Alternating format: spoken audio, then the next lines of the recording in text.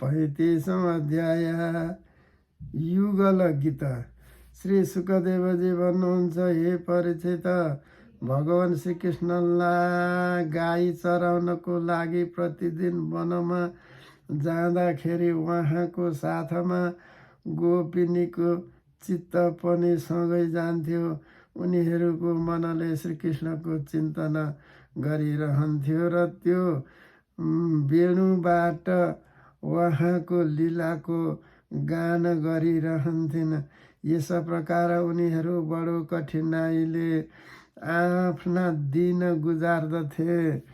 गोपिनीहरू आपसमा भन्न लागे, हे साथी हो, आफ्नो प्रियजनलाई प्रेम वितरण गर्न र द्वेष गर्नको लागि मोक्ष दिने श्याम सुन्दर नटवर नागर जब आफ्नो बायाँ कपाललाई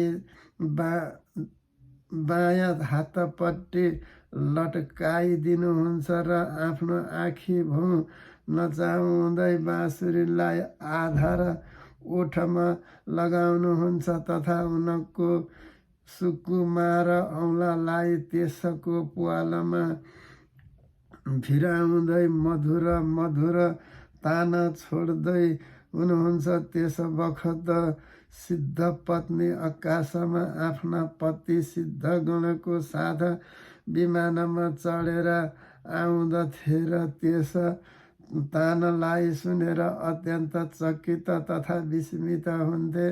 पहिले त उनीहरूले आफ्ना पतिलाई साथमा रहेर पनि चित्तको यस्तो दशा देखेर लाज मानेको जस्तो हुन्थ्यो, परन्तु क्षणभरमा नै तिनको चित्त काम बाणले घोचिहाल्दथ्यो। ती विवश हुन्थे, अचेत भइहाल्दथे। उनीहरूलाई यस कुराको पनि शुद्धि रहँदैन थियो कि उनीहरूको निबी खुलिहाल्यो र उनीहरूको वस्त्र पनि खुस्केको थियो। हेर गोपिनी, तिमी यो आश्चर्यको कुरा सुन। ती नन्दनन्दन कति राम्रा हुनुहुन्छ। जब हाँस्नुहुन्छ तब हाँस्या रेखा हारको रूपमा धारण गरेर लिनुहुन्छ। शुभ मोती समान चम्कन लाग्दछ। हे सखी, उहाँको वक्षस्थलमा लहराइरहेको हारमा हँसियाको किरण चम्कन लाग्दछ। उहाँको जुन वक्षस्थलमा जुन श्रीवत्सको सुनौलो रेखा छ, त्यो त यस्तो लाग्दछ कि मानव कालो मेघको बिजुली नै स्थिर रूपले बसेको छ।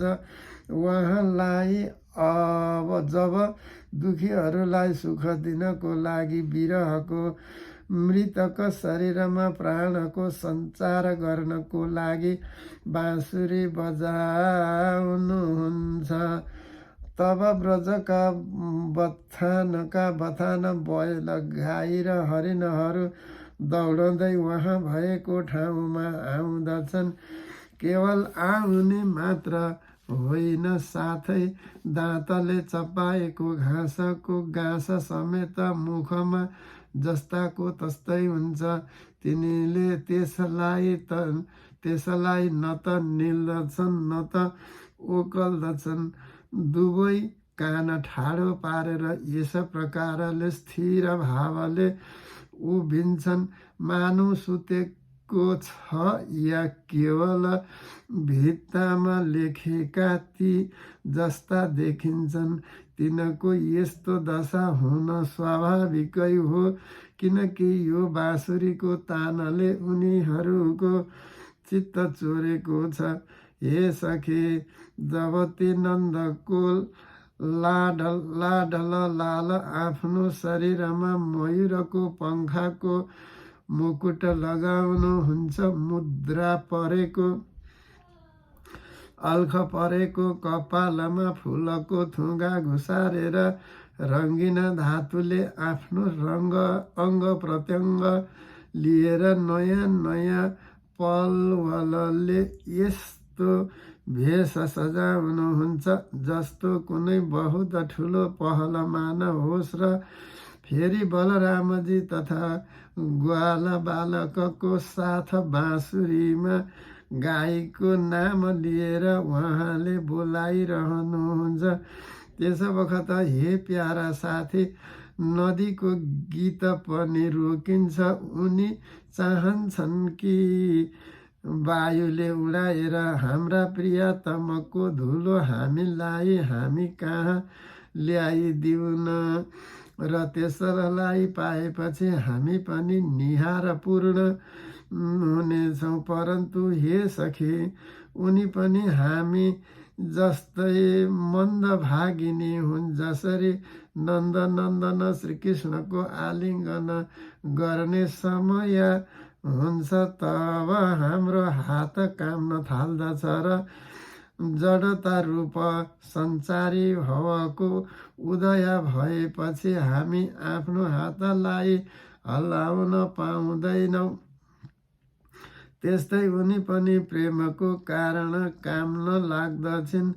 2-4 चोटि आफ्नो तरङ्ग रूप भुजलाई कमाउँदै उठन त अवश्य उठाउँछिन्, परन्तु फेरि विवश भएर स्थिर हुन्छन्। प्रेम वेशले स्तम्भित हुन जान्छन्। हे सखी, जसरी देवताहरू अत्यन्त र अचिन्त्य ऐश्वर्यको स्वामी भगवान् नारायणको शक्तिको गान गर्दछन्, त्यस्तै नै ग्वाल बालक अनन्त सुन्दर नटनागर श्रीकृष्णको लीलाको गान गर्दछन्। त्यो अचिन्त्य ऐश्वर्य सम्पन्न श्रीकृष्ण जब वृन्दावनमा विहार गर्दछन् र बाँसुरी बजाएर गिरिराज र गोवर्धनको तराईमा चरिरहेको गाईलाई नाम लिएर बोलाउँदछन्, त्यस बखत वनको वृक्ष र लता फुल र फलबाट लादिएको छ। त्यसको भारले हाँगा निहुरिरहेको र भुइँ छुन लागेको छ। मानु प्रणाम गरिराखेको छ। त्यस्तो वृक्ष लता आफ्नो मित्र भगवान् श्रीकृष्णको अभिव्यक्ति सूचित गर्दै प्रेमले फुल टिपेर उनको रोमाञ्चित भएर ठाडो हुँदै सबको सबमा मधुराधर उडेल्न र ओकल्न लागेका छन्। हे सखी, जति पनि वस्तु संसारमा या त्यसको बाहिर देखिन योग्य छ, त्यसमा सबैभन्दा सुन्दर, सबैभन्दा मधुर, सबैको शिरोमणि ती हाम्रा मनमोहन हुन्। उनको स्वाल ललाटमा केशरको सौगन्ध छ। बस हेर्दै जाऊ गलामा घुँडासम्म लड्किरहेको वनमाला, त्यसमा उनिएको तुलसीको दिव्य गन्ध र मधुर मधुर मतवाला भएर बथानको बथान भँवराहरू आफ्नो मनोहर एवं तीखो स्वरले गुन्जिरहेका थिए। हाम्रा नटनागर श्याम सुन्दर भँवराको त्यस गुनगुनाहटको आदर गाउँदैछन् र तिनको स्वरमा स्वर मिलाएर आफ्नो बाँसुरी फुक्न लागेका छन्। त्यस समयमा हे सखी, ती मुनिजन मोहन सङ्गीतलाई सुनेर सरोवरमा रहने सारा हंस आदि पक्षीहरूको चित्त उनको हात साथबाट निस्केको लैजान्छन्। ती विवश भएर प्यारा श्याम सुन्दरको नजिक आएर बस्दछन् तथा आँखा चिम्लेर चुपचाप चित्त एकाग्र पारेर आराधना गर्न लागेका छन्। मानु कुनै विहङ्गम वृत्तिको रसिक परमहंस नै हुनु भन्नु भने त यो कति आश्चर्यको कुरा छ। अरे हे ब्रज देवी हो हाम्रा श्याम सुन्दर, जब पुष्पको कुण्डल बनाएर उनको कानमा धारण गर्नुहुन्छ र बलरामजीको साथमा गिरिराजको शिखरमा उभिएर सारा जगतलाई हर्षित पार्दै बाँसुरी बजाउन लाग्नुभयो। बाँसुरी कति बजाउनुहुन्थ्यो, आनन्दमा मग्न भएर त्यसका ध्वनिद्वारा सारा विश्वलाई आलिङ्गन गर्न लगाउनु भएको छ।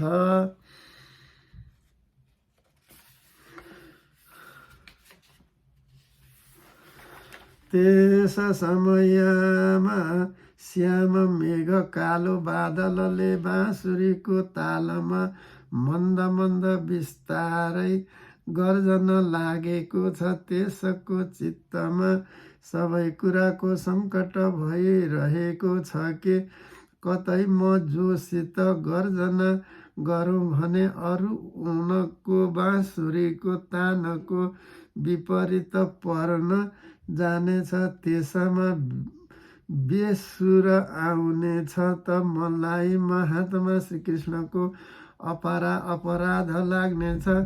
हे सखी, त्यसले यति मात्रै गर्दैन, उनले जब देख्दछन् कि हाम्रा सखा घनश्यामलाई घाम लागिरहेको बुझेर त्यसले उनीमाथि आएर छाया गरिदिन्छन्।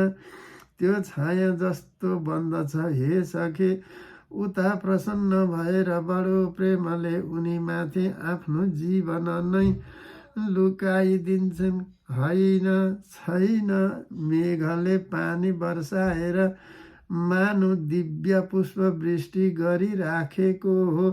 कहिलेकाहीँ बादलको ओटमा छायामा लुकेर देवताले पनि पुष्प वृष्टि गरिराखेका छन्।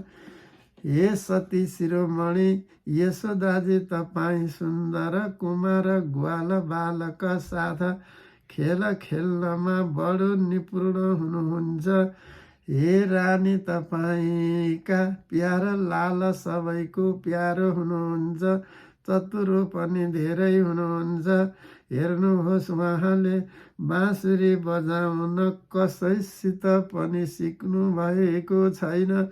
आफ्नै अनेक प्रकारको राग रागिनी आफै निकाल्नुहुन्छ। जब उहाँ आफ्नो बिम्ब फल सदृश्य लाल राता राता अधर ओठमा बाँसुरी राखेर ऋषभ, निषाद आदि स्वरको अनेक जाति अनेक किसिमले बजाउन लाग्नुहुन्छ, त्यस बखत वंशीको परम मोहिनी र नयाँ तान सुनेर ब्रह्मा शङ्कर र इन्द्र आदि ठुल्ठुला देवता पनि जुन सर्वज्ञ छन् तिनले पनि पहिचान गर्न सकेनन्। तिनीहरू यति धेरै मोहित भए कि तिनको चित्तलाई रोक्दा रोक्दै पनि उनीहरूको काबुबाट बाहिरियो र वंशी ध्वनिमा तल्लीन हुन पुग्यो। टाउको पनि झुक्किरहेको थियो र उहाँले आफ्नो सुधबुध हराएर त्यसैमा तन्मन भएर बस्नु भएथ्यो। हे सखी, उहाँको चरण कमल ध्वजा ब्रज कमल अंश आदि विचित्र र राम्रा चिन्हहरू छन्। जब ब्रजभूमिमा गाई खुरको दोष हुन्छ तब ती आफ्ना सुकुमार चरणले तिनका पीडा हराउँदै गजराजको समान मन्द गतिले आउँदछन् र बाँसुरी पनि बजाउँदछन्। तिनको त्यो वंशी ध्वनि, उनको त्यो चाल र विशाल पूर्ण चित्ता हाम्रो हृदयमा प्रेमको मिलनको आकाङ्क्षाको आकाङ्क्षाको आवेगलाई दिन्छन्। हामी त्यस समयमा यति मुग्ध यति मोहित हुन्छौँ कि हलचल समेत गर्न सक्दैनौँ। मानव जड वृक्षको समान भयौँ। हामीलाई यस कुराको थाहा पनि हुँदैन कि हाम्रो चुल्ठो फुकेको छ या बाँधिएको छ। हाम्रो शरीरको वस्त्र फुस्किएको छ या छैन थाहा हुँदैन। हे देवी, तिम्रो गलामा मणिको माला बहुतै राम्रो देखिन्छ। तुलसीको मधुर मधुर बहुतै प्यारो लाग्छ। यस कारण तुलसीको मालालाई त तिमीले कहिले छोड्यौन, सदा धारण गरिरहन्छौ।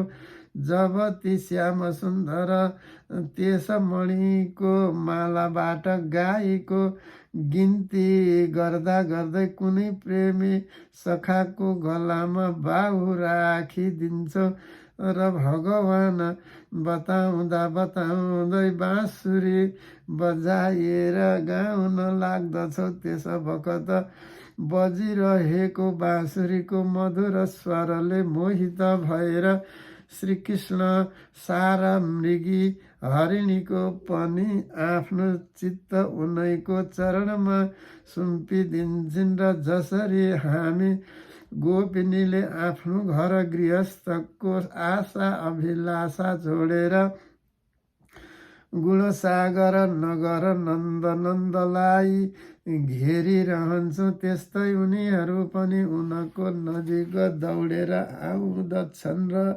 उनलाई एकटक्क भएर हेरिरहन्छन्, उभिरहन्छन्, फर्कने नाम पनि लिँदैनन्। हे नन्दरानी यशोदाजी, तपाईँ बडो पुण्यवती हुनुहुन्छ, त्यसैले यस्ता पुत्र पाउनुभयो। तपाईँका यी लड्डाल लाल बडो प्रेम हुनुहुन्छ। उहाँको यति बडो कोमल छ। उहाँले प्रेमी साथीलाई तरह तरहबाट हाँसेर हँसाएर सुख दिनुहुन्छ। कुन्दकलीको हार पहिराएर जब उहाँले आफूलाई विचित्र रूपमा सजाउनुहुन्छ र ग्वाल बालक तथा गाईको साथमा यमुनाको किनारमा खेल्नुहुन्छ, त्यस बखत मलय चन्द्रको समान शीतल र सुगन्धित स्पर्शले मन्द मन्द अनुकूल बहेर वायुले तिम्रा लालको सेवा गर्दछन् र गन्धर्व आदि उपदेवता बन्दीजनको समान गाउने बजाउने गरेर उहाँलाई सन्तुष्ट पार्दछन् तथा अनेकौं प्रकारको उपहार दिएर सबैतिरबाट धेरै मोहको सेवा गर्दछन्। हे सखी, श्याम सुन्दरले ब्रजको गाईलाई बडो प्रेम गर्दछन्, यसैले त उनले गोवर्धनलाई धारण गरेका थिए। अब त्यो सबै गाईलाई फर्काएर आउँदै होलान्। हेर त साँझ पर्न लागिसक्यो, तब यतिका बेर किन लागेको होला?